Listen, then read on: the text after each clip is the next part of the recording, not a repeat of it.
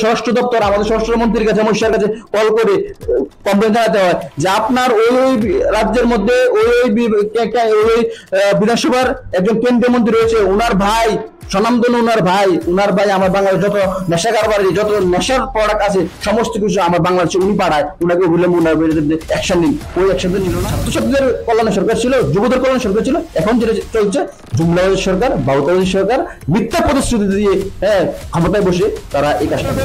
সমাজের যে শিক্ষক যে সমাজের মেরুদণ্ড, তারা ভবিষ্যতের মধ্যে সমাজের মধ্যে ডাক্তার, ইঞ্জিনিয়ার, নেতা থেকে শুরু করে যারা তৈরি হবে তাদেরকে সেই শিক্ষাটা দান করে সেই শিক্ষক ভবিষ্যৎ শিক্ষকদেরকে আপনি লাঠিপেটা করাচ্ছেন। এই কোটাকার আইন হলো, এটা কি হিটলার রাজত্ব চলছে, মুসলিমের রাজত্ব চলছে? ত্রিপুরা কি এমনই ভাবে চলবে নাকি? আমরা প্রশ্ন তুলবো না? রতনলাল নাথ ছিলেন। এরপরই শিক্ষামন্ত্রী থেকে দায়িত্ব সরিয়ে মুখ্যমন্ত্রী প্রফেসর ডক্টর মানিক সাহার হাতে শিক্ষা দপ্তরটা নিলেন এবং এই সম্প্রতি আমরা দেখতে পাচ্ছি এর একটা আংশিক অংশ উঠিয়ে দিলেন নতুন যিনি হয়েছেন মন্ত্রিত্ব কিশোর বর্মন মহোদয়ের হাতে। তো এই জায়গায় দাঁড়িয়ে কোথাও কি ব্যর্থ মানিক সাহা? উত্তর মহেশপুরে কিছুদিন আগে 21 লক্ষ টাকা দিয়ে একটা স্কুলের বাউন্ডারির বাজেট করা হলো, কিন্তু আমরা দেখলাম স্কুলের বাউন্ডারি কি দিয়ে করা হলো, বাঁশ পিলার দিয়ে করা হলো, দুদিন না যেতে ভেঙে চুরমার, এখন আবার বাঁশ দিয়ে করছে। 21 লক্ষ টাকার একটা কাজ, একটা বাউন্ডারি কাজ বাঁশ দিয়ে করার কথা। কাঠালিয়ার উত্তর মহেশপুরে কিছুদিন আগে 21 লক্ষ টাকা দিয়ে একটা স্কুলের বাউন্ডারির বাজেট করা হলো, কিন্তু আমরা দেখলাম স্কুলের বাউন্ডারি কি দিয়ে করা হলো, বাঁশ পিলার দিয়ে করা হলো, দুদিন না যেতে ভেঙে চুরমার, এখন আবার বাঁশ দিয়ে করছে। 21 লক্ষ টাকার একটা কাজ, একটা বাউন্ডারি কাজ বাঁশ দিয়ে করার কথা। নমস্কার, আপনারা দেখছেন ত্রিপুরা টিভি। ত্রিপুরা টিভির বিশেষ অনুষ্ঠান লোককথা। লোককথায় আজ আমরা যেখানটায় রয়েছি তিনি একজন ছাত্র নেতা। প্রত্যেকটা ছাত্রই কিন্তু নেতৃত্ব থেকে গড়ে ওঠে এবং রাজ্য এবং দেশের জন্য তারা কাজ করেন। এমনই এক ছাত্র নেতার সান্নিধ্যে আজ আমরা রয়েছি, তিনি সোনামুড়া বিভাগীয় কমিটির সম্পাদক তথা আনিসুর রহমান। প্রথমে আপনাকে ত্রিপুরা টিভির পর্দায় স্বাগত জানাচ্ছি। ত্রিপুরা টিভির বিশেষ টক শো লোককথা, যেখানে উঠে আসে সমাজ, সংস্কৃতি ও সমসাময়িক প্রসঙ্গের নানা দিক। প্রতি রবিবার রাত ৮টায় চোখ রাখুন ত্রিপুরা টিভির পর্দায়। স্বাগতম আপনাকে এবং আপনার ত্রিপুরা টিভির সমস্ত দর্শকদেরকে আমার পক্ষ থেকে এবং আমার সংগঠনের পক্ষ থেকে স্বাগতম।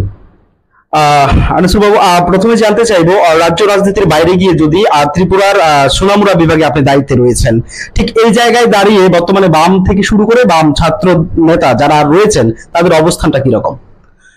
না, এটা একদমই পরিষ্কার। আমরা যারা ছাত্র রাজনীতি করি বা ছাত্র রাজনীতির পরবর্তীতে পার্টির সঙ্গে যুক্ত হই, আমাদের অবস্থান একদম ক্লিয়ার। সোনামুড়া বিভাগ থেকে শুরু করে আমাদের সমগ্র রাজ্যের মধ্যেই আমাদের যে অবস্থানটা, আমরা যে জায়গায় আছি, যে দায়িত্বে আছি, আমরা সেই জায়গায় দাঁড়িয়ে সেই কাজটি আমরা শুরু করে করছি। আমি যেমন ছাত্র রাজনীতির সাথে যুক্ত আছি, ছাত্র সংগঠনের দায়িত্বে আছি, তো ছাত্রদের সাথে যে কথাগুলি বলা দরকার, তাদের যে অধিকারগুলি নিয়ে আলোচনা করা দরকার, সেটাই আমি করছি। এবং আমাদের যারাই আছেন, যে সংগঠনে যারাই আছেন, পার্টি নেতা থেকে শুরু করে বিভিন্ন সংগঠনের যারা রয়েছেন, তারাও সেই কাজটাই করছেন। আমাদের নেতাকর্মী শুরু করে সবাই জায়গায় দাঁড়িয়ে মানুষের যে অধিকার, মানুষের যেই লড়াই সংগ্রামের যে ইতিহাস, সেই ইতিহাস রচনা করার জন্য সেই জায়গায় দাঁড়িয়ে সেই কাজটাই করছেন।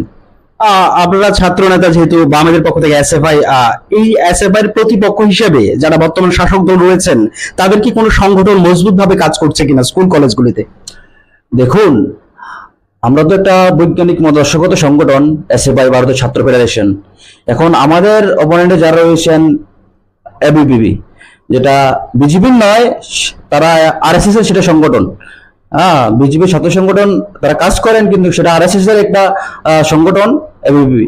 কিন্তু এই যে সংগঠন, আপনারা দেখলে, আপনারা নিউজ করেন, আপনারাই দেখবেন যে নামে ছাত্র সংগঠন, কিন্তু কাজের ক্ষেত্রে ছাত্রদের নিয়ে, তাদের দাবি নিয়ে কোনো কথা তারা তুলছে না। আমরা যেমন প্রতিদিন প্রতিনিয়ত ছাত্রদের দাবি, তাদের অধিকার, তাদের প্রাপ্য অধিকার, তা নিয়ে আমরা সরব হচ্ছি, রাজপথে থেকে লড়াই করছি, আওয়াজ তুলছি যে অধিকারটা সংবিধান দিয়েছে ছাত্রদের জন্য, সেই অধিকারটা তাকে দিয়ে দাও। কিন্তু আপনি আমাদের অপোনেন্টে যারা রয়েছে তাদের কাজটা কি? তাদের কাজটা একটাই, তাদের কাজ কলেজে কি গুন্ডাগিরি করো, স্কুলের ক্যাম্পাসে কি গুন্ডাগিরি করো, নেশা সামগ্রী বিক্রি করো। এই আপনি নিউজের মধ্যে যখন দেখবেন প্রতিনিয়ত আমরা দেখতে পাচ্ছি নেশা সামগ্রীর সাথে যুক্ত কারা, এবিবির দাদারা, তারা যুবমোর্চার দাদারা, তারা এই নেশা সামগ্রী বিক্রি করছে স্কুলে কলেজের ক্যাম্পাসে। তো তাদের যেই জায়গায় থাকার কথা তারা তাদের জায়গায় আছে, তারা তাদের নেশা ব্যবসা নিয়ে তারা খুব খুশ মেজাজে আসে। তারা বিভিন্ন অপরাধমূলক কাজ, হ্যাঁ, ছাত্রীদের বিভিন্ন প্রিজিং এর কাজ, হ্যাঁ, তাদের টিটকারির কাজ, কলেজ ক্যাম্পাসে গিয়ে গুন্ডাগিরি করার কাজ, তারা সেই কাজটা ভালোভাবে করছে। আপনি কিছুদিন আগে দেখেননি যে ওই যে কি একটা কাজ করলো, সেখানে কলেজের মধ্যে দুপক্ষ এবিবি এবং কি যুব মোর্চা নেতারা তারা ভাগাভাগি নিয়ে তারা সেখানে তারা লেগে পড়েছে। কেন এমনটা হবে কেন? এবং কি করলো ওই কলেজটার মধ্যে, ওখানে যে ছাত্রীরা আছে ছাত্রীদের উপরে তারা আক্রমণ করলো। হ্যাঁ, তারাই তো নিজেরা এর মধ্যে ভাগাভাগি নিয়ে কন্টিনিউ প্রত্যেকটা কলেজের মধ্যে প্রত্যেকটা স্কুলের মধ্যে তারাই মারামারি করছে, তারাই খুনাখুনি হচ্ছে। হ্যাঁ, তাহলে এটা যদি তাদের কাজ থাকে, আমরা আমাদের জায়গায় দাঁড়িয়ে কলেজের মধ্যে কলেজের দাবি দেওয়া নিয়ে, স্কুলের দাবি দেওয়া নিয়ে, হ্যাঁ, বিভিন্ন ক্যাম্পাসের দাবি দেওয়া নিয়ে, ছাত্রদের দাবি দেওয়া নিয়ে, ছাত্রীদের নিরাপত্তা দাবি দেওয়া নিয়ে আমরা আমাদের লড়াই করছি। আমরা আমাদের জায়গায় আমাদের যে কাজ করার কথা আমরা সেটা করে যাচ্ছি কন্টিনিউ। কলেজ নির্বাচনগুলি আমরা 18-র পূর্বে আর নিয়মিত দেখতাম, 18-র পরবর্তী সময় কলেজ নির্বাচনগুলি নেই। তো এই বিষয়ে কাউন্সিল যে কলেজে রয়েছে সেটা কিভাবে চালাচ্ছেন ওনারা, বা আপনাদের চোখে সেই বিষয়টা কেমন? 2018 সালের পর থেকে এখানে আমি একটা প্রশ্ন করি, আজকের দিনে যারা বিজেপির নেতা রয়েছে যুব মোর্চা থেকে শুরু করে, তৎকালীন সময় কিন্তু তারা সবাই ছাত্র সংগঠনের মধ্যে, তৎকালীন সময় তো তারা বিজেপি ছিল না, তারা ছিল কংগ্রেসের এনআইসির নেতা। হ্যাঁ, কিন্তু তাদের প্রশ্নটা আপনি কোনোদিন যদি সুযোগ পায় আপনি করে দেখবেন, তারাও কিন্তু প্রতি বছর তখন কলেজে নির্বাচন হতো, ছাত্র সংগঠনের নির্বাচন হতো, তারা লড়াই করতো। ছাত্ররা ঠিক করতো কাদের ভোট দিবে, কাদের ভোট দিয়ে পাশ করাবে, কাউন্সিলর তৈরি করবে, কিন্তু তারা কিন্তু গণতান্ত্রিক পদ্ধতিতে তারা কিন্তু লড়াইটা করতো, ভোটটা কিন্তু হতো। 25 বছর সিপিএম সরকার ছিল, চাইলে তো কলেজের যে কলেজের মধ্যে যে নির্বাচন সেটা করাতে না, তারা চাইলে সেটা বন্ধ করে দিতে পারতো, কিন্তু করেনি। কারণ ছাত্রছাত্রীদের অধিকার, যে কলেজের যে নির্বাচন তাদের অধিকার, আগামী দিনে যখন একটা নেতা তৈরি হবে, সে স্কুল থেকে কলেজ থেকে যদি রাজনৈতিক শিক্ষাটা না পেয়ে আসে তাহলে সে প্রশ্ন কিভাবে তুলবে? রাজনৈতিক এখন আপনার একটা যে সিস্টেম চলছে, সমগ্র সিস্টেমের কে কন্ট্রোল করে রাজনীতি। তো রাজনীতির শিক্ষা যদি শিক্ষিত না হয় তাহলে সমাজ পরিচালনা করার ক্ষেত্রে, সমাজের মধ্যে ভবিষ্যতে সে যে জায়গায় দাঁড়িয়ে যে প্রশ্নটা তুলবে সে কিন্তু তুলতে পারবে না। তো সেই জন্য কলেজের যে নির্বাচন, ছাত্র সংঘ নির্বাচন, সেটা গুরুত্বপূর্ণ। এখন বিজেপি আসার পরে তারা দেখলো 18 সালের পর থেকে যে তাদের গায়ের জোর দেখিয়ে, যুব মোর্চার জোর দেখিয়ে তারা কলেজ নির্বাচনটা বন্ধ করে দিল। এর পিছনেও একটা কারণ রয়েছে। আমি যদি একটা কারণ বলি, প্রথমত তারা চাইছে যে এসএফআই যদি আবার কলেজে স্কুলের ক্যাম্পাসে ঢুকতে পারে তাহলে আবার কিন্তু শিক্ষকের দাবি, স্টাইপেন্ডের দাবি, হ্যাঁ, শিক্ষকের বেসরকারীকরণের দাবি, হ্যাঁ, এর বিরুদ্ধে যে আওয়াজ সেটা কিন্তু কিন্তু কলেজের যে নির্বাচন, ছাত্র সংগঠন নির্বাচন সেটা করছে না।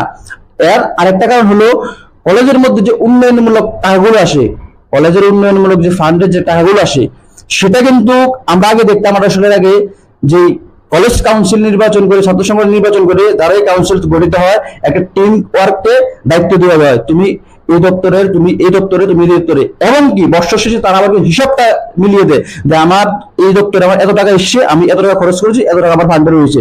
হ্যাঁ, তার হিসাবটা দিত। কিন্তু আজকে 7 বছর 7.5 বছর কলেজের নির্বাচন নেই, কিন্তু কলেজ ফান্ডের যে টাকাগুলো আসছে সেই টাকাগুলো কিন্তু প্রতিনিয়ত তারা খরচ করছে। আমরা দেখছি আমাদের এখানে একটা কলেজ রয়েছে, সোনামুড়া কবি নজরুল মহাবিদ্যালয়, বিগত 7 বছর থেকে 7.5 বছর ওই কলেজের মধ্যে মিলাদ হচ্ছে, সরস্বতী পূজা হচ্ছে, হ্যাঁ, নবীনবরণ হচ্ছে, কিন্তু আমরা দেখলাম কি যে যদি খরচ হয় 10 টাকা, তারা হিসাব দিয়ে দিচ্ছে 100 টাকার। 20,000 টাকা খরচ করে পূজার জন্য তারা বাজেট করে প্রিন্সিপাল থেকে সই করে ব্যবস্থা নিয়ে নিয়েছে 1 লাখ টাকার, আর 80,000 টাকা তাদের পকেটে, নাম করা এবিবি, নাম করা যুব মোর্চার নেতাদের পকেটে চলে যাচ্ছে। এই জায়গায় দাঁড়িয়ে যদি এসএফআই সংগঠনটা ওইখানে ছাত্র সংঘ নির্বাচন করে আসতো তাহলে প্রশ্ন তুলতো যে 80,000 টাকা তোমরা যে পকেটে ঢুকাচ্ছ, এটা কার টাকা? এটা ছাত্রছাত্রীদের টাকা, তা কলেজ উন্নয়ন করার টাকা, এই টাকা তোমরা পকেটে ঢুকাতে পারবে না। সেই জায়গায় দাঁড়িয়ে তারা যাতে এই প্রশ্নটা তুলতে না পারে, তাই তারা কিন্তু এই কলেজের মধ্যে ছাত্র সংঘ নির্বাচনটা করছে না। এটা কিন্তু একদম জলের মধ্যে পরিষ্কার হয়ে যাচ্ছে সবার সামনে। আর একটা বিষয় জানতে চাইবো, আপনি যে লড়াই আন্দোলনের কথা বললেন, যেটা এসএফআই করে থাকে, আপনারা সচরাচর করেন, তো এই বিষয়ে যারা রাজনৈতিক দলের বর্তমানে শাসক দল ক্ষমতায় আছেন, ওনারা বলছেন যে লড়াই আন্দোলন এখন ত্রিপুরাতে করতে হচ্ছে না, সবকিছু আপনা পেয়ে যাচ্ছে, তো সেই বিষয়ে কি বলবেন? দেখুন, 18 সালের আগে যখন বিজেপি প্রতিশ্রুতি দিচ্ছিল মানুষকে ডাবল ডাবল ডাবল ডাবল সবকিছু, তখন শুধু আমরা যারা সিপিএম করতাম, এসএফআই করতাম, শুধু আমরা নয়, সাধারণ মানুষও কিন্তু মনে করছিল যে বিজেপিটাকে যদি একবার সরকারে আনতে পারি তাহলে লড়াই আর করতে হবে না, আন্দোলন করতে হবে না। কারণ যেভাবে তারা প্রতিশ্রুতি দিয়েছিল, 50,000 চাকরি, হ্যাঁ, 7ম পে কমিশন, ঘরে ঘরে স্কুটি ছাত্রীদের, ল্যাপটপ, মোবাইল ফোন, আরো বহু অসংখ্য 299টা প্রতিশ্রুতি।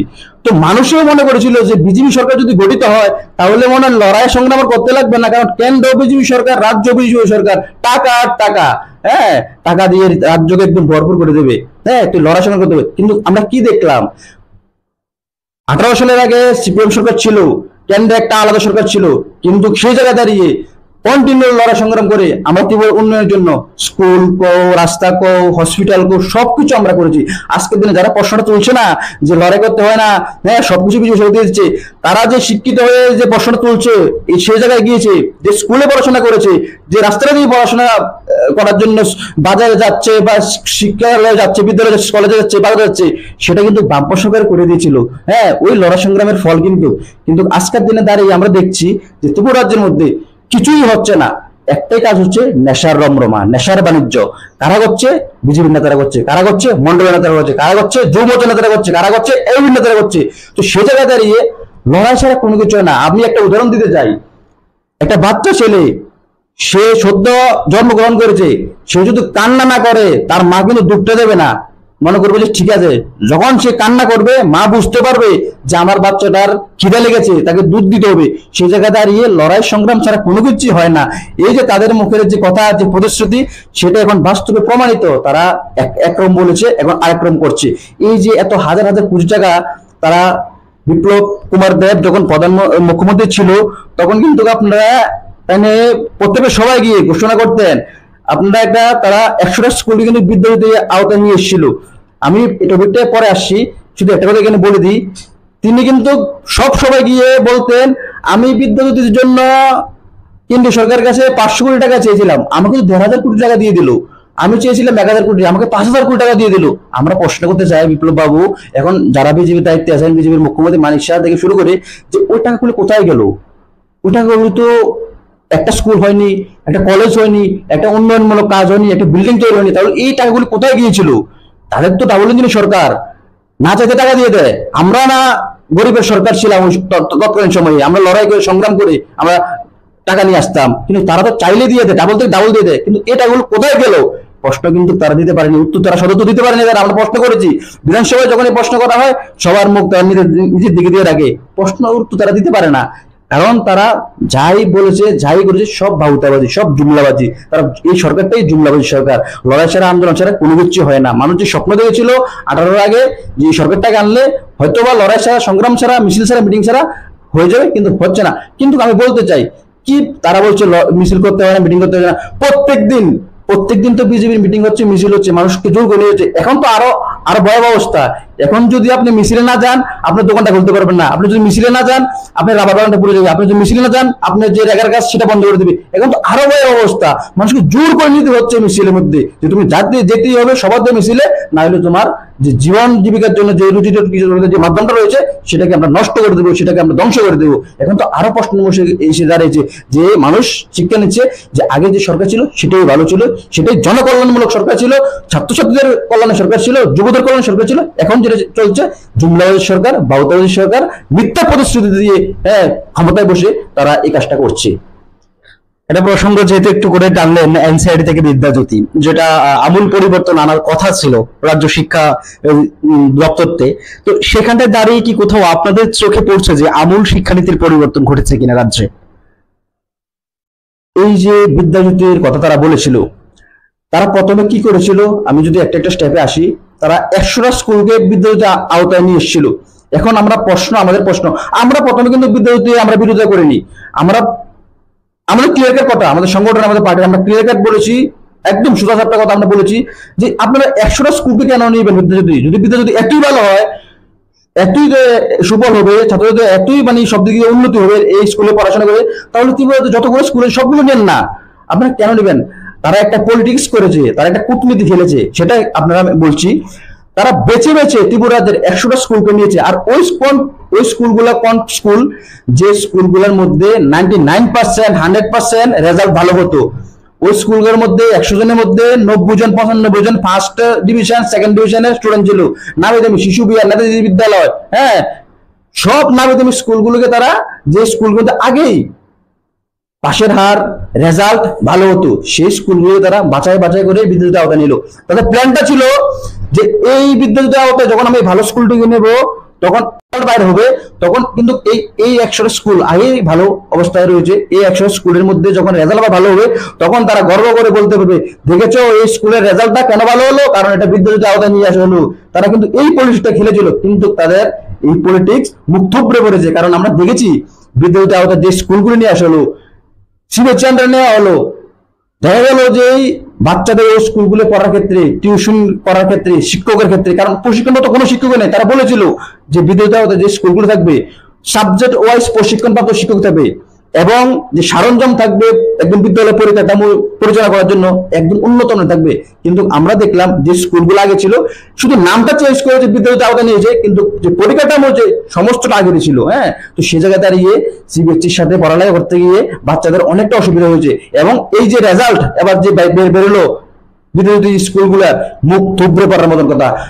অভিভাবক মহল থেকে শুরু করে ছাত্রদের মহল থেকে শুরু করে সবাই হতাশ যে কি হলো, বিদ্যাজ্যোতি আওতায় নিয়ে এসে হঠাৎ করে নিয়ে এসে কোনো প্ল্যান ছাড়া, কোনো একটা প্রক্রিয়া ছাড়া, হ্যাঁ, এখন বাচ্চাদের ভবিষ্যৎ অন্ধকার মুখে। এখন তাদের মুখ থুবড়ে কিছু কিছু জায়গার মধ্যে তো তারা বিদ্যাজ্যোতি স্কুল যে করেছে সেটাকে উজ্জ্বল করার জন্য তারা প্রক্রিয়া চালাচ্ছে, এবং কয়েকটা স্কুলে তারা করেছে বিদ্যাজ্যোতি আওতায় যখন নিয়েছিল, রেজাল্ট খারাপের পরে তারা সেটাকে উজ্জ্বল করে নিয়ে নিয়েছে। তাহলে আমি যে প্রথমে বলেছিলাম যে বিদ্যাজ্যোতি আওতায় তো এটা তারা একটা কৌশল, একটা মাধ্যম ওই স্কুলগুলোকে বেসরকারীকরণ করে দেওয়ার জন্য। কারণ তারা যদি এই 100 স্কুলে তারা ভালো ফল করাতে পারতো, তাহলে আগামী দিনে ত্রিপুরার সমগ্র স্কুলগুলিকে ওই বিদ্যাজ্যোতি আওতার মাধ্যমে বেসরকারীকরণ করে দিত। আমি প্রশ্ন তুলবো, সরকারি স্কুল তো বিগত দিনে এই স্কুলগুলোর মধ্যে 100% 99% রেজাল্ট হতো, তাহলে বিদ্যাজ্যোতি আওতায় নিয়ে আসা হলো, নিয়ে আসার পরে ওই স্কুলগুলোর মধ্যে ভর্তি হওয়ার ক্ষেত্রে, পড়ার ক্ষেত্রে তাহলে কেন ফি নেওয়া হবে 2000, 3000, 4000, 5000 টাকা? কেন ফি নেওয়া হবে?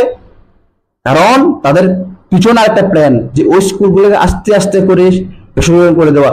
আমি প্রশ্ন তুলতে চাই যে ওই স্কুলগুলোর মধ্যে যে দরিদ্র ঘরের ছেলেমেয়ে রয়েছে, গরিব ঘরের ছেলেমেয়ে রয়েছে, যে বাবা যে মা দিন এনে দিন খায়, তার মজুরি 200 টাকা, 300 টাকা, 500 টাকা, সে কি করে 5000, 6000, 10,000 টাকা দিয়ে ওই স্কুলের মধ্যে তার বাচ্চাটাকে পড়াবে? কি করে পড়াবে? তার কি একটা আশা নেই আমি একটা ভালো স্কুলে আমার ছেলেটাকে, আমার মেয়েটাকে পড়াবো? তাদের কি আশা নেই? তাদের কি এটা হক নেই? আছে। কিন্তু যখন এটা বেসরকারিতে নিয়ে যাওয়া হবে, তখন কিন্তু টাকার অভাবে বাধ্য হয়ে বাবা মা কিন্তু ওই ছাত্রীটার, ওই ছেলেটার পড়াটা বন্ধ করে দেবে, যে বাবা আমি চালাতে পারছি না, আমার সংসার চালাতে হিমশিম খেয়ে যাচ্ছে, কোথেকে আমি তোর স্কুলে ফি দেবো 10,000 টাকা, 5,000 টাকা, 4,000 টাকা, তোর পড়াটা বন্ধ করে দে, আমি চালাতে পারছি না। সেই জায়গায় তারা নিয়ে যাওয়ার প্ল্যানটা করেছিল। হ্যাঁ, এটাই ছিল তাদের মূল উদ্দেশ্য, যেটা এখন মুখ থুবড়ে পড়ছে, আগামী দিন আরো পড়বে। ছাত্ররা থেকে শুরু করে অভিভাবক মহল এটার বিরুদ্ধে আওয়াজ তুলছে, একদম ঐক্যবদ্ধ হয়েছে। আমরা যেমন বলেছিলাম এখন তারাও বলছে। আর আমি তো প্রথমে বলেছি, দেখুন না কিছুদিন আগে সরিলামে কি ঘটনা ঘটলো, বিদ্যুৎ স্কুল ছাদ ভেঙে পড়ে যাচ্ছে। ওই যে আমি বললাম বিপ্লব মহোদয়ের 5,000 কোটি টাকা, 1,500 কোটি টাকা বিদ্যুৎ আন্ডারে এসেছিল, কোথায় গেল টাকা? এই টাকা যদি সঠিকভাবে লাগতো, তাহলে আজকে কি ওই স্কুলের ছাদ ভেঙে পড়ে? প্রত্যেকটা স্কুলেতে সেম অবস্থা, শিক্ষক নেই, শিক্ষকের স্বল্পতা। আপনারা শুনলে অবাক হবেন, মাত্র একজন শিক্ষক দিয়ে 311টা স্কুল চলছে ত্রিপুরাজ্যের মধ্যে। এটা কি কথা হলো? ডাবল দিন সরকার, তাদের টাকার কোনো অভাব নেই, কিন্তু একজন শিক্ষক দিয়ে 311টা স্কুল চলবে, কেমন কথা? 12 একটা ক্লাসে একজন করে শিক্ষক গেলে তো 12 জন শিক্ষক প্রয়োজন হয়। একজন শিক্ষক দিয়ে সে নাম ডাকবে, নাকি ক্লাস করাবে, নাকি স্কুলের হাজিরা মেনটেন করবে, অফিসিয়ালি খাতা মেনটেন করবে, কি করবে? এখনো শতাধিকের উপরে রয়েছে স্কুল, যে স্কুলের মধ্যে কোনো হেডমাস্টার নেই, কোনো হেডমাস্টার নেই। আমাদের প্রশ্ন, এই স্কুলগুলোর মধ্যে আসলে কি হচ্ছে? এই স্কুলগুলোর মধ্যে যারা পড়ছে তাদের ভবিষ্যৎ কি হচ্ছে? নিশ্চয়ই অন্ধকার, কারণ তো শিক্ষাটা পাচ্ছে না। তো সে জায়গায় দাঁড়িয়ে কিন্তু আমাদের এই আন্দোলন, আমাদের এই আওয়াজ তোলা। শিক্ষক নিয়োগের ক্ষেত্রে বা শিক্ষক স্বল্পতার ক্ষেত্রে যেটা একটা প্রশ্ন তুললেন, চ্যাট বিএড দিয়ে রাজ্যে শিক্ষক নিয়োগ প্রক্রিয়া ইতিমধ্যে জারি। সেখানটায় অধিকাংশ ছাত্রছাত্রী পরীক্ষা দিচ্ছেন, কিন্তু ব্যর্থতার হারটা অধিকাংশ বেশি। তো সেক্ষেত্রে কি কোথাও রাজ্যের দুর্বলতা বা রাজ্যের শিক্ষা ব্যবস্থার দুর্বলতা প্রকাশ পায় কিনা? এক নম্বরে আপনি যে কথাটা বললেন যে ট্যাট বিএড দিচ্ছে, তারা ট্যাট দিয়ে তারা কোয়ালিফাই হতে পারছে না, হ্যাঁ, তাহলে সে জায়গাতে আমার প্রশ্ন, তাহলে দায়টা কে নেবে? দায়টা কে নেবে? তাদেরকে স্কুলের মধ্যে পড়িয়ে তাদেরকে উত্তীর্ণ করে ট্যাটের জায়গায় বসানোর জন্য যারা তৈরি করেছেন, যে শিক্ষকরা, যে সরকার, তারাই তো দায়িত্ব নিতে হবে। তারা যদি স্টেটে কোয়ালিফাই হতে পারছে না, সেই অনুযায়ী তারা শিক্ষাটা গ্রহণ করতে পারছে না, হ্যাঁ, তো এটা করতে পারছে না, তাহলে আপনি করুন না কোচিং সেন্টারে, সরকারি কোচিং সেন্টারের ব্যবস্থা করুন। কারণ স্কুলগুলোর মতো শিক্ষক দিতে হবে, স্কুলগুলো তো শিক্ষক ছাড়া চলবে না। তাহলে শিক্ষক দিতে হলে যেহেতু টেট পাস করে শিক্ষক নিয়োগ হবে, তাহলে টেট পাস করার জন্য তাদেরকে সেই অনুযায়ী আপনি কোচিং এর ব্যবস্থা করুন। আমরা দাবি তুলেছি, কোচিং এর ব্যবস্থা করুন না, করছে না কেন? করছে না কেন? আর ট্যাট তো বছরে 2বার নেওয়ার কথা, কতবার নিয়েছে? যখন থেকে ট্যাট চালু হয়েছিল আমরা তো বছরে 2বার করে নিতাম, কিন্তু এখন তো 3 থেকে 4বার মতো ট্যাট পরীক্ষা নেওয়া হলো। কিন্তু কি হলো, ট্যাটে উত্তীর্ণ হয়ে আমি তো ছেড়ে দিলাম যে যারা উত্তীর্ণ হচ্ছে না, কিন্তু যারা উত্তীর্ণ হয়ে বসে রয়েছে তাদের নিয়োগ করার জন্য তারা যে আবার ধর্ণা দিতে মুখ্যমন্ত্রীর বাড়ির সামনে, তাদেরকে আবার পুলিশ দিয়ে পিটানো। আরে ভাই, সমাজের মেরুদণ্ড, সমাজের যে শিক্ষক যে সমাজের মেরুদণ্ড, তারা ভবিষ্যতের মধ্যে সমাজের মধ্যে ডাক্তার, ইঞ্জিনিয়ার, নেতা থেকে শুরু করে যারা তৈরি হবে তাদেরকে সেই শিক্ষাটা দান করে সেই শিক্ষক, ভবিষ্যৎ শিক্ষকদেরকে আপনি লাঠিপেটা করাচ্ছেন। এই কোথাকার আইন হলো? এটা কি হিটলার রাজত্ব চলছে? মুসলিম রাজত্ব চলছে? ত্রিপুরা কি এমনই ভাবে চলবে নাকি? আমরা প্রশ্ন তুলবো না? আপনি যদি তাদের যদি ট্যাট কোয়ালিফাই হতে না পারে, শিক্ষক সংকট দেখা দিচ্ছে, তাহলে আপনারা ব্যবস্থা করুন, সরকারিভাবে কোচিং এর ব্যবস্থা করুন, কোচিং এর ব্যবস্থা করে তাদেরকে পরীক্ষা দেন, তারপরে আপনি নিয়োগ করুন। কিন্তু আপনারা তো পরীক্ষাই নিচ্ছেন না, আপনারা একটা বাহানা। কারণ আপনারা ঘুরপথে তো আপনারা কি করছেন, ঘুরপথে সরকারি স্কুলের মধ্যে সরকারি যে স্কুলগুলো আছে সেগুলো বন্ধ করে দেওয়ার প্ল্যান তারা চালাচ্ছে। হ্যাঁ, আপনি দেখবেন 18 সালের আগে সরকারি শিক্ষার মধ্যে ছাত্রছাত্রীদের অংশগ্রহণের পড়ার জন্য যেটা আগ্রহ ছিল, যে একটা সংখ্যা ছিল, হ্যাঁ, এই 7 বছরে সেটা অনেক কমে গেছে। এখন ব্যাঙের ছাতার মতন বেসরকারি স্কুলগুলো গজে উঠছে। কারণ যে সরকারি স্কুলে যে লাভ নেই, কারণ শিক্ষক নেই, পরিকাঠামো ঠিক নেই, আমার ছেলেটা মেয়েটা কি পড়বে? তাই এর থেকে ভালো আমার টাকা যাক, আমি বেসরকারি, যে পারছে সে বেসরকারি স্কুলে পড়াচ্ছে। ব্যাঙের ছাতার মতন বেসরকারি স্কুলগুলো এখন গড়ে উঠছে। কিন্তু প্রশ্নটা হলো, এই বেসরকারি স্কুলগুলো যখন গড়ে ওঠে, হ্যাঁ, চালু হবে, তখন লসটা কার হবে? লসটা ওই গ্রামের খেটে খাওয়া মানুষের, গরিব মানুষের, ওই সন্তানটার, ওই ফ্যামিলির, ওই মা বাবার, ওই সন্তানটার, ওই ছেলেটার, ওই মেয়েটার হবে। কারণ সে পড়তে পারবে না বেসরকারি স্কুলের মধ্যে। তারা চাইছে যে সরকারি স্কুলগুলিকে এভাবে শিক্ষক সংকট দেখিয়ে দিয়ে আস্তে আস্তে বন্ধ করে দেবো। আস্তে আস্তে ছাত্ররা যখন চলে যাবে, আসবে না স্কুলের মধ্যে, কারণ শিক্ষক নেই, পরিকাঠামো নেই, তখন তারা একটা নমুনা দেখিয়ে বলে ছাত্র নেই, শিক্ষক নেই দেখিয়ে স্কুলগুলি বন্ধ করে, এমনই করেছে। 300 করে স্কুল বন্ধ করে দিল না তারা, তারা তো এটাই করছে। তারা চাইছে যে শিক্ষা ব্যবস্থাটাকে তারা বেসরকারি তুলে দাও। এই পরিকল্পনা তারা 7.5 বছর ধরে কাজ করে যাচ্ছে। কেন্দ্রের মধ্যে 14 বছর ধরে তারা এই কাজ করে যাচ্ছে, 14 পর থেকে, এবং ত্রিপুরার মধ্যে 18 সালের পর থেকে তারা শিক্ষাটাকে কিভাবে বেসরকারি হাতে তুলে দেবে সেই পথে তারা হাঁটছে, সেই পথে তারা অগ্রসর হচ্ছে। কিন্তু সেই জায়গা দাঁড়িয়ে আমরা বলতে চাই, আমি এই দেশের মধ্যে জন্মগ্রহণ করেছি, আমি রাজ্যের মধ্যে জন্মগ্রহণ করেছি, সংবিধান আমাকে অধিকার দিয়েছে, সরকারি শিক্ষার অধিকার দিয়েছে, সেই অধিকারটা আমার থেকে হরণ করতে পারবে না। তার জন্য এসএফআই ময়দানে রয়েছে, তার জন্য এসএফআই রাজপথে রয়েছে, তার জন্য এসএফআই এর কমরেডরা যা যা প্রয়োজন তাই করবে। কিন্তু সরকারি শিক্ষা বাঁচানোর জন্য এক পাও পিছিয়ে হাঁটবে না। আমরা কন্টিনিউ চোখ রেখে আমরা প্রশ্ন তুলে যাচ্ছি যে সরকারি শিক্ষা বাঁচানোর জন্য এসএফআই কন্টিনিউ যা করা দরকার তাই করবে। আমরা যেমন সেটাই করছি, আমরা কন্টিনিউ রাজপথে থেকে লড়াই করছি। কিছুদিন আগে তো আমরা করেছি শিক্ষা অভিযান, আমরা করেছি, আমরা দেখেননি? হ্যাঁ, আমরা কন্টিনিউ প্রত্যেকটা জায়গার মধ্যে মিছিল, মিটিং, ডেপুটেশন থেকে শুরু করে আমরা ছাত্রদের একটা বোধ করার জন্য এবং অভিভাবকদেরকে বোঝানোর জন্য যে এই যে সরকারটা চলছে সেটা ছাত্র বিরোধী সরকার, এই সরকারটা চলছে এটা যুবক বিরোধী সরকার, এই সরকারটা চলছে সেটা গরিব মানুষ বিরোধী সরকার। শুধু নাম করা কয়েকজন নেশা কারবারে হাত করে এই সরকারটা চলছে, পুঁজিপতি সরকার এই সরকারটা, বিজেপি সরকারটা। তো তার বিরুদ্ধে কিন্তু আমাদের লড়াইটা একদম, আমরা যে জায়গায় আছি সেই জায়গায় দাঁড়িয়ে আমরা লড়াইটা করছি। কিন্তু শিক্ষামন্ত্রী রতনলাল নাথ ছিলেন, এরপরই শিক্ষামন্ত্রী থেকে দায়িত্ব সরিয়ে মুখ্যমন্ত্রী প্রফেসর ডক্টর মানিক সাহার হাতে শিক্ষা দপ্তরটা নিলেন এবং এই সম্প্রতি আমরা দেখতে পাচ্ছি এর একটা আংশিক অংশ উঠিয়ে দিলেন নতুন যিনি হয়েছেন মন্ত্রিত্ব কিশোর বর্মন মহোদয়ের হাতে। তো এই জায়গায় দাঁড়িয়ে কোথাও কি ব্যর্থ মানিক সাহা, সেই বিষয়টা কিভাবে দেখছেন? যেহেতু আপনি প্রথমে বললেন যে শিক্ষামন্ত্রী ছিল রতনলাল নাথ, আমি তো বলতে চাই উনি আসলে মন্ত্রী নাকি এন্টারটেনমেন্ট। উনি ত্রিপুরা যে মানুষকে শুধু আনন্দ দেওয়ার জন্য একজন মানুষ, উনি মন্ত্রীর যোগ্য নন। কারণ উনি যে দপ্তরে গিয়েছেন সেই দপ্তরে 12টা বাজিয়ে দিয়ে চলে এসেছেন। শিক্ষাটাকে 12টা বাজিয়ে এখন ধরেছেন কৃষি আর বিদ্যুৎ। রাজ্যের মধ্যে কন্টিনিউ যে এই যে কৃষির ক্ষেত্রে যে দুরবস্থা এবং যে বৈদ্যুতিক অবস্থা ধ্বংসের পথে চলে যাচ্ছে, এটার জন্য দায়িত্ব সেই রতনলাল নাথই। তাকে সরিয়ে দিয়ে মুখ্যমন্ত্রী দপ্তর, ওনার কাছে কত দপ্তর আছে উনি নিজে মনে গণে শেষ করতে পারবেন না। হ্যাঁ, ওনার কাছে শব্দ তো রেখে দিয়েছিল। আমরা তো মনে করছিলাম ঠিক আছে রতনলাল নাথকে সরিয়ে এখন একদম শিক্ষিত একজন ডাক্তার বাবু, হ্যাঁ আরো মুখ্যমন্ত্রী, ওনার কাছে শিক্ষা দপ্তর যেহেতু রয়েছে উনি মনে কিছু করবেন। কিন্তু দেখলামটা কি, একটা কথা আছে না, নাঙ্গলের প্রথমে হালটা যেদিকে যায় পেছনের হালটাও ঠিক সেম লাইনে যায়, তো তাদের অবস্থা সেমই। কিন্তু তারা যা করেছে রতনলাল নাথ তাই করলো মানিক শাহ। এখন খেলার নাম বাবাজি এখন চাপে পড়ে শিক্ষা ব্যবস্থা ধ্বংসের পথে চাপে পড়ে কি করবে, এখন কিশোর বর্মনকে আংশিক দায়িত্ব দিয়ে দেওয়া হয়েছে। কিন্তু কি করবে যে দলটা রাজনীতির সিস্টেম কাঠামোড়ে চলে হলো গিয়ে শিক্ষা ব্যবস্থাকে বেসরকারীকরণের জন্য, তো সেই সরকার সেই যতই মুখ পরিবর্তন করুক, যতই দায়িত্ব পরিবর্তন করুক, কাজ তো সেমই করবে। কাজ তো শিক্ষা বিরোধী করবে, কাজ তো বেসরকারীকরণের জন্যই করবে, কাজ তো শিক্ষা ক্ষেত্রে যে বেরোকরণ সেটার জন্যই করবে। সেই অনুযায়ী তো তারা চলছে। এখন দেখার বিষয় যে এই যে প্রতিনিয়ত যে চলছে শিক্ষাক্ষেত্রে যে দুর্নীতি চলছে, হ্যাঁ বিভিন্ন শিক্ষক সংকট চলছে, বিভিন্ন পরিকাঠামো সংকট চলছে, সেই জায়গায় দাঁড়িয়ে শিক্ষক কি করতে পারবে? আর আমরা একদম আশাবাদী, আমরা জানি যে আমি তো প্রথমে বলেছি যে সামনের হাল যেদিকে যায় পিছনের হালটাও সেদিকে যায়। মানিক শাহ রতনলাল নাথ করতে পারে 12টা বাজিয়ে দিয়েছে, মানিক শাহ করতে পারে স্বয়ং মুখ্যমন্ত্রী, শিক্ষিত মুখ্যমন্ত্রী। আমরা একদম গর্ব করে বলেছিলাম যে উনি যেহেতু এখন দায়িত্বে আছে শিক্ষার, তাহলে তিনি হয়তো কিছু করবেন। আমরা বারংবার ওনার সাথে দেখা করতে গিয়ে শিক্ষা বিভিন্ন স্কুলগুলোর সমস্যা নিয়ে দেখা করতে গিয়ে আমরা দেখা করতে যাইনি, আমাদেরকে পুলিশ দিয়ে পেটানো হয়েছে। তো সে জায়গায় আমরা কি আশা রাখবো? আমরা এখন একটাই কাজ করতে পারবি, আমরা মানুষের কাছে এখন এই আবেদন নিয়ে যাচ্ছি, মানুষের কাছে আমরা এখন দাবি জানাচ্ছি, আপিল করছি যে যে সরকারটা চলছে, যে সরকারটাকে আপনারা নিয়েছেন সেটা স্বার্থ বিরোধী, শিক্ষা বিরোধী, সরকারি শিক্ষা বিরোধী। তাদের একটাই লক্ষ্য, সরকার শিক্ষাটাকে বেসরকারীকরণ করে দাও, শিক্ষাটাকে গৃহকার করে দাও, সাম্প্রদায়িক রং লাগিয়ে দাও।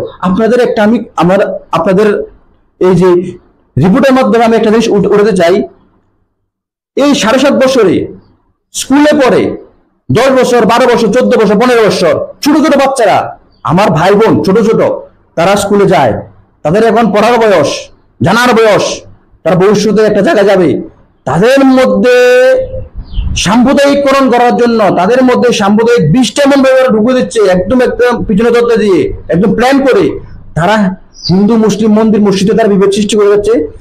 12 বছর 13 বছর তারা স্লোগান দিচ্ছে একটা দলের বিরুদ্ধে, তারা স্লোগান দিচ্ছে একটা দলের ছাত্রের বিরুদ্ধে, বসবে না তাদের সাথে পড়ালেখা করবে না, তাদেরকে অন্য চোখে দেখবে, এই কি চলছে ত্রিপুরার মধ্যে। 2018 সালে কিন্তু এটা ছিল না। তারা প্ল্যান করে শিক্ষাটাতে আমি বললাম না গৃহকরণ করে দেওয়া, আর সেটার যে প্ল্যান, সেই প্ল্যানে কিন্তু তারা এগোচ্ছে এবং এটাই তারা এই কাজটা করার জন্য কিন্তু তারা কন্টিনিউ একটা পর এক পন্থা নিচ্ছে। স্কুলের মধ্যে, কলেজের মধ্যে, এবিপির মাধ্যমেই কিন্তু তারা এই স্কুলের মধ্যে কিন্তু নেশা সামগ্রী ঢুকাচ্ছে, সাম্প্রদায়িক বিষ ঢুকাচ্ছে এবং তার প্রতিফলন আমরা দেখতে পাচ্ছি কন্টিনিউ বিভিন্ন স্কুলের মধ্যে, বিভিন্ন কলেজের মধ্যে আমরা প্রতিনিয়ত দেখতে পাচ্ছি। প্রাক্তন কেন্দ্রীয় প্রতিমন্ত্রী যিনি ছিলেন প্রতিমা ভৌমিক, আপনি একজন বিভাগীয় ছাত্র নেতা, তো সেক্ষেত্রে এই বিভাগের মধ্যে একটা ডিএলএড কলেজ গড়ে তোলার কথা বা প্রতিশ্রুতি তিনি দিয়েছেন, এটা কি আদৌ কোথাও সফল হয়েছে? যখন প্রতিমা ভৌমিক মহাশয়কে কেন্দ্রীয় মন্ত্রী করা হলো, আমি একজন সুনামরাবাসী হিসাবে আমার গর্ববোধ হয়েছিল। আমি গর্ব করে বলেছিলাম যে হয়তোবা আমি বিরোধী করতে পারি, কিন্তু এখানে একটা কেন্দ্রীয় মন্ত্রী হয়েছে আমাদের গর্বের বিষয়।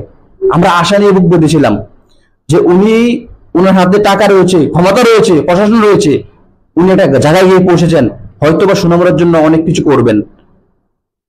কিন্তু উনি নিজে থেকে তো কিছু করেননি এবং উনি ওই দায়িত্বটা নেওয়ার জন্য, ওই পদটা পাওয়ার জন্য, এমপি হওয়ার জন্য উনি যে প্রতিশ্রুতিগুলো দিয়েছিলেন না, উনি মন্ত্রী হওয়ার পরে সেই প্রতিশ্রুতি ভুলে গিয়েছেন। আমি কিছুদিন আগে ধনপুর গিয়ে একটা জনসভায় বলেছিলাম যে ধনপুরে তো একটা কলেজ করার কথা ছিল, কারণ ওইদিকে ভবানীপুর থেকে শুরু করে কাটালিয়া হয়ে নির্দয়া থেকে অনেক ছাত্রছাত্রীরা, আমার অনেক বন্ধু বান্ধব আছে, আমার ভাই বোন আছে, তারা কিন্তু আমাদের সুনামগঞ্জ কলেজে পড়ে, কিছু পরে নইলে বিলিয়নে চলে যায়। তাদের গাড়ি ভাড়া কিন্তু একটা বিরাট প্রবলেম। প্রত্যেকটি কলেজে যাওয়ার ক্ষেত্রে তাদের একটা গাড়ি ভাড়া বিরাট বিশাল একটা সমস্যার দেখা সৃষ্টি হয় এবং আসা যাওয়ার ক্ষেত্রে একটা হয়রানির সৃষ্টি হয়। ধনপুরে যদি একটা কলেজ হতো ওনার যে প্রতিশ্রুতি ছিল, তাহলে তাদের কিন্তু অনেকটা হেল্প হয়ে যেত, অনেকটা তাদের অনেকটা সময় ব্যস্ত, টাকা ব্যস্ত, অস্ত্রপাত বেঁচে যেত। কিন্তু সে জায়গায় দাঁড়িয়ে আমরা দেখলাম প্রতিশ্রুতি জায়গায় রয়েছে। ওনার যে মন্ত্রিত্ব পাওয়ার পরে ওনার আরাম আয়াস, ওনার যে জীবনযাপন সমস্ত কিছু উনি আনন্দ করে এখন উনি ঘরে বসা, কাজের কাজ কিছু করেনি। আমি তো প্রথমে বলেছিলাম যে ত্রিপুরা রাজ্যের মধ্যে হক মুখ্যমন্ত্রী, হক কেন্দ্রীয় মন্ত্রী, হক বিজেপির বড় বড়, তারা শুধু নিজের জন্য কাজ করে, তারা শুধু নিজের যে পিছনে যারা লোক আছে, মন্ডলের নেতারা আছে, তারা তার জন্য কাজ করে, তারা কোনো কিছু করেনি। বলুক না, উনি তো কেন্দ্রীয় মন্ত্রী হয়েছেন, সুনামগঞ্জবাসী গর্ব, সবাই মিছিল করেছেন, ধন্যবাদ মিছিল দিয়ে উনি স্বাগত জানিয়েছিলেন প্রত্যেকটা মন্ডলে, প্রত্যেকটা বিধানসভা কেন্দ্রের মধ্যে। কিন্তু উনি এত বড় দায়িত্ব পাওয়ার পর বাদ দিলাম ত্রিপুরা রাজ্যের কথা, সুনামগঞ্জ যে জায়গায় ওনার জন্ম, মাসিমা ধনপুর যে জায়গায় ওনার জন্ম, কি করেছেন? একটা বিদ্যালয় করতে পেরেছেন, একটা বিল্ডিং করতে পেরেছেন।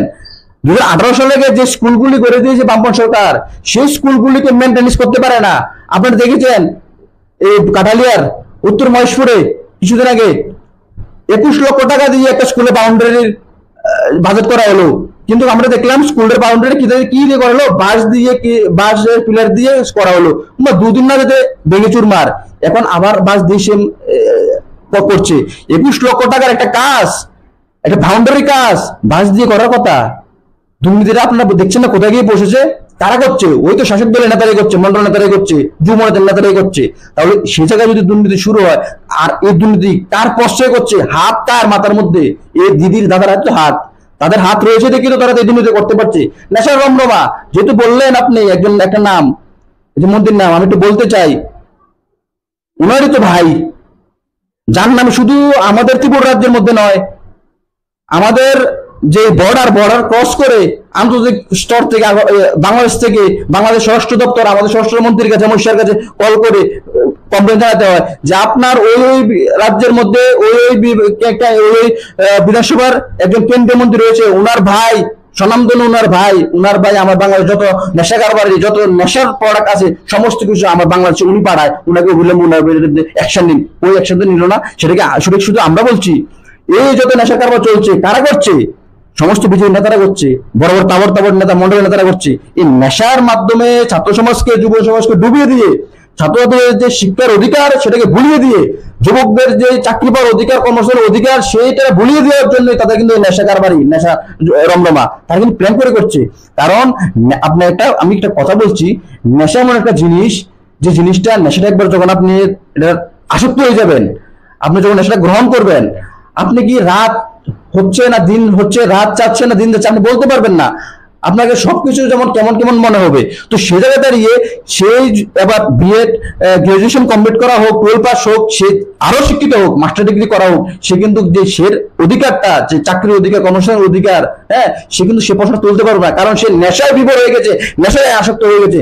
সেই কাজটা করার জন্য সরকারের যাতে, বিজেপি সরকারের কাছে যাতে প্রশ্ন না করে যে আমি বেকার, আমার কাজ চাই, আমি ছাত্র, আমার শিক্ষা চাই, আমার সরকারি শিক্ষা চাই, বিনামূল্যে শিক্ষা চাই, সেই প্রশ্নটা যাতে না তুলতে পারে, তার জন্য কিন্তু তাদের এই প্ল্যান, তার জন্য তারা কিন্তু প্ল্যান করে কিন্তু এই নেশার রমরমাটা স্কুলের মধ্যে, কলেজের মধ্যে করে দিচ্ছে। আর সেম করেছে আমাদের এই যে কেন্দ্রীয় প্রতিমন্ত্রী প্রাক্তন ছিলেন, তানিও করেছে। তাই কোনো কাজ করেনি, তাই শুধু একজন, তাই ভাইকে শুধু উড়ানোর জন্য, ভাইয়ের ব্যবসা বাড়ানোর জন্য তাই শুধু এই কাজটাই করে গিয়েছেন। আর আমাদের বিভাগ কোন, উনার কনস্টিটিউশন কোন, আমাদের রাজ্যের মধ্যে কোন একটা উন্নয়নমূলক কাজ উনি দেখাতে পারবেন না। একটা নতুন স্কুল, নতুন কলেজ একটা দেখাতে পারবেন না। যদি দেখাতে পারে আমরা রাত মিনিট ছেড়ে দেবো। আমরা বলছি একদম, ওরা ঠুকে বলছি, আমরা প্রশ্ন তুলছি যে একটা উন্নয়নমূলক কাজ আপনারা দেখিয়ে দেন না, একটা নতুন কলেজ আপনারা করেছেন, এটা দেখিয়ে দিন, আমরাও দেখতে চাই, ত্রিপুরা মানুষ দেখতে চাই। কারণ আপনার হাতে সময় ছিল, অর্থ ছিল, বল ছিল, পঠন ছিল, তাহলে আপনারা করতে পারেননি, কারণ আপনারা চান না ত্রিপুরার ছাত্ররা, ত্রিপুরার ছাত্রীরা, ত্রিপুরার ভাইটা বোনটা শিক্ষিত হোক, শিক্ষিত একটা চাকরি করুক, তার বৃদ্ধ মা বাবাটাকে বৃদ্ধ বয়সে দেখুক। আপনি এটা চান না, আপনারা চান শুধু আপনাদের যারা নেতারা রয়েছে, আপনাদের আশেপাশে যারা ঘুরঘার করে, তারাই যেন 2 নম্বরের ব্যবসা করে রাতারাতি হাজার হাজার কোটি কোটি টাকার মালিক হয়ে যাক। আপনারা সেটাই চান। আপনারা সেজন্যই কিন্তু তারা কিন্তু সেই লক্ষ্যটাকে তারা একদম বেস করে তারা কাজটা করে যাচ্ছে, এটা কিন্তু আমরা প্রতিনিধিত্ব দেখছি। একেবারেই শেষভাবে যদি জানতে চাই, রাজ্যের সার্বিক উন্নয়নের ক্ষেত্রে বা ছাত্রছাত্রীদের উন্নয়ন ক্ষেত্রে আগামী দিনে আপনারা যারা ছাত্র যুব সমাজ রয়েছেন তারা কিভাবে কাজ করবেন একেবারে শেষভাবে? আমরা যারা বামপন্থী মতাদর্শে বিশ্বাসী ছাত্র যুবরা রয়েছি বা ছাত্র সংগঠন করি, আমরা আগামী দিনে আমাদের যেই লক্ষ্য উদ্দেশ্য, আমাদের লক্ষ্যটা কি? আমরা যে ছাত্র রাজনীতি করি, আমাদের লক্ষ্যটা হলো ত্রিপুরার মধ্যে কোনো অশিক্ষিত কোনো মানুষ থাকতে পারবে না। সবাইকে শিক্ষার আওতায় নিয়ে আসতে হবে এবং সবাইকে শিক্ষিত করে গড়ে তুলতে হবে। এবার সে ধনী পরিবারের হোক, মধ্যবিত্তের হোক, দিনমজুর হোক, গরিব হোক, খেটে খাওয়া মানুষের ফ্যামিলির হোক, আমরা চাই সমাজের একদম নিম্ন স্তরে দিন এনে দিন খায় সেই ফ্যামিলির ছাত্ররা ছাত্রীরাকে শিক্ষার মাধ্যমে নিয়ে এসে শিক্ষিত করে তুলে সমাজের একটা জায়গায় পৌঁছানো। সে যেন আগামী দিনে সমাজের মধ্যে দাঁড়িয়ে ডাক্তার হতে পারে, ইঞ্জিনিয়ার হতে পারে, মাস্টার হতে পারে, সমাজ পরিচালনা করতে একজন হিসেবে সে গঠিত হতে পারে। আমাদের লক্ষ্যটা কিন্তু সেটাই, সেই জন্য কিন্তু আমাদের কাজ। আমরা কিন্তু শুধু যে বড় লোক যারা ছাত্রছাত্রী রয়েছে তাদের জন্য কথা বলছি না, আমরা কিন্তু একদম বেস লেভেলে একদম গরিব যারা রয়েছে তাদের কথা আমরা বলছি। এবং আমাদের যে দাবিটা, আমাদের সংগঠনের যে দাবি, আমরা সংগঠন প্রতিষ্ঠার সময় আমরা যে দাবিটা করেছিলাম যে সবার জন্য কাজ চাই, সবার জন্য শিক্ষা চাই, এবং কি শিক্ষা? বিনামূল্যে শিক্ষা, সরকারি শিক্ষা চাই, শিক্ষা শেষে কাজ চাই। আমরা শুধু উচ্চ শিক্ষিত করে শিক্ষার মাধ্যমে শিক্ষিত করে আমাদের কথা শেষ নয়, আমরা চাইছি গ্রাজুয়েশন করার পরে যার যে দূর ক্যাপাসিটি রয়েছে, কেউ 12 পাস করবে, কেউ মাধ্যমিক পাস করবে, কেউ বিএ পাস করবে, কেউ এমএ পাস করবে, তার শিক্ষাগত যোগ্যতা অনুযায়ী তার হাতে একটা কাজ দিতে হবে। বিজু সরকার তো বলেছিল বছরে 50,000 চাকরি, তাহলে আজকে প্রায় 7.5 বছরে প্রায় 3.5 লাখ চাকরি দেওয়ার কথা ছিল। কত চাকরি দিয়েছে? মুখ্যমন্ত্রীকে যখন প্রশ্নটা করা হলো বিদেশের মধ্যে, তখন নিজের দিকে একবার দেখেন, ওইদিকে একবার দেখেন, তখন একবার বলছে 16,000, একবার 17,000, একবার 13,000, 19,000, একদম কোন হিসাব নেই। কিন্তু চাকরি দেওয়ার কথা ছিল, তাদের মুখের কথা, যে জায়গায় দাঁড়িয়ে তাদের মুখের কথার কোনো দাম নেই, তাদের যে সর্বোচ্চ নেতা, স্বরাষ্ট্রমন্ত্রী, প্রধানমন্ত্রী, তাদের মুখের কোনো দাম নেই, তাদের মুখ দিয়ে তো তারা প্রতিশ্রুতি দিয়েছিল, বারবার সভা করে বলেছিল ভাইও बहनों हम लोग जब आएंगे पहले साल में 50,000 जॉब आप लोग दे देंगे। कहा गया जॉब? मिस कॉल চাকরি, कहा गया मिस कॉल চাকরি। সেই জায়গায় দাঁড়িয়ে তো আমাদের প্রশ্ন থাকবে, যদি এই চাকরি দেওয়া হতো বছরে 50,000 করে, আজকে 3.5 লাখ চাকরি, তাহলে ত্রিপুরা রাজ্যের যে ছাত্রছাত্রীরা, যে ভাই বোনেরা, আমি একটা কথা বলতে ভুলে গিয়েছি, সেটা বলে দিচ্ছি। ত্রিপুরা রাজ্যের মধ্যে কিন্তু অসংখ্য এরকম যোগ্যতা সম্পন্ন যুবকরা রয়েছিলেন যারা চাকরির যোগ্য, কিন্তু তারা ত্রিপুরার মধ্যে যখন চাকরি পাচ্ছেন না, চাকরি দরজা বন্ধ হয়ে গেছে, তারা কিন্তু বাধ্য হয়ে কিন্তু এখন বহিরাজ্যে কাজ করতে বাধ্য। এই যে চেন্নাই, আমাদের ত্রিপুরা রাজ্যের মধ্যে হাজার হাজার ছেলে মেয়েরা চেন্নাই কাজ করে, আমার থেকে আপনারা বেশি জানবেন, হাজার হাজার ছেলে মেয়েরা, তারা কিন্তু যোগ্য, চাকরি পাওয়ার যোগ্য ছিল। তারা হয়তোবা পুলিশ ডিপার্টমেন্টে, নয়তোবা শিক্ষা দপ্তরে, একটা না একটা দপ্তরে তারা গ্রুপ এ বি সি রয়েছে, একটা না একটা দপ্তরে তারা চাকরি করার যোগ্য ছিল, কিন্তু তারা চাকরি যখন বন্ধ করে দেবে সরকার, তারা বাধ্য হয়ে পেট চালানোর জন্য, ওই পরিবার চালানোর জন্য তারা কিন্তু চেন্নাই গিয়ে এখন কাজ করতে হচ্ছে, সিকিউরিটির কাজ, বিভিন্ন কাজ তারা করতে হচ্ছে। এই আওয়াজটা আমরা তুলবো না, মানুষকে এটা তুলবে না, মানুষকে এটা দেখছে না, সবাই দেখছে।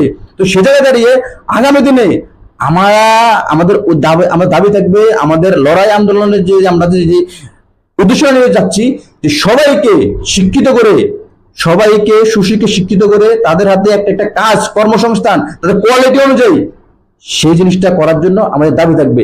আর এই সরকারটাকে আগামী দিনে তো দেখছেন আপনারা বর্তমানে যে সরকারের কি অবস্থা, চাকা তাদের যে চেয়ার রয়েছে, চেয়ারের দুদিক দিয়ে একদম হেলে দুলে পড়ছে। হ্যাঁ, সরকারটা কদিন টিকবে সে বলা যায় না, কারণ যেভাবে তারা পরিস্থিতি দিয়েছিল কিছুই করেনি, তারা সন্ত্রাসের উপর দাঁড়িয়ে শুধু রাজনীতি টিকে রয়েছে বর্তমানে শাসক সরকারের মধ্যে। তো সে জায়গায় কতদিন মানুষ ঐক্যবদ্ধ হচ্ছেন, মানুষ জুটবদ্ধ হচ্ছেন, মানুষ তাদের যে ভুলটা তারা করেছে 18 সালে সেটা তারা শুধরানোর জন্য তারা অপেক্ষা করছেন।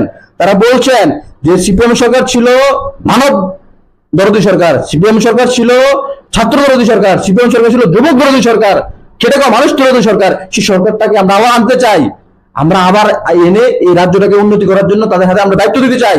তারা শুধু তৈরি হয়ে রয়েছে, শুধু সময়ের অপেক্ষা, সময়টা যখনই আসবে তারা তাদের কাজটা তারা করে দেবে, এই সরকারটাকে তারা ছুঁড়ে ফেলে দেবে, একদম ছুঁড়ে ফেলে নর্দমায় ফেলে দেবে তারা, কারণ এটা জনবিরোধী সরকার।